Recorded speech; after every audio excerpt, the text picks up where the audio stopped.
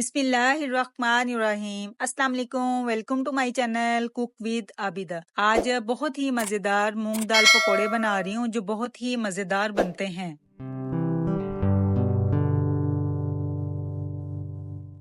मूंग दाल पकोड़े बनाने के लिए 1 कप मैंने मूंग की दाल ली थी। मैंने छिलके वाली दाल ली थी, इसको मैंने 3-4 घंटे के लिए भिगो दिया और फिर मैंने इसको अच्छे से वॉश किया। इसके सारे छिलके ऊपर से उतार दिए, कुछ इसके अंदर ही रहने दिए और फिर मैंने इसको ब्लेंड कर लिया। इसको मैं बड़े बाउल में ट्रांसफर कर रही हूँ।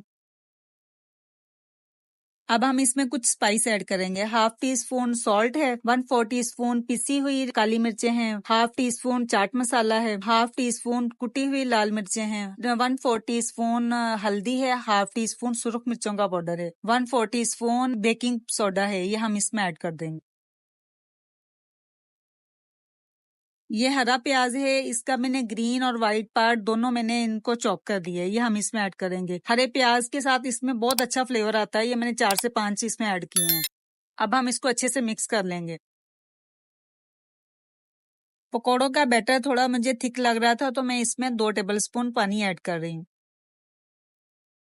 इसको हम अच्छे से मिक्स कर लेंगे। हमारा पकोड़ों का बैटर रेडी है। फ्राई पैन में ऑयल मैंने चूल्हे पे चढ़ा दिया। अब हम पकोड़ों को फ्राई कर लेते हैं। मैं चम्मच के साथ ऐड कर रही हूँ, आप हाथ के साथ भी डाल सकते हैं। एक साइड से कलर आएगा तो हम इसकी साइड चेंज कर देंगे।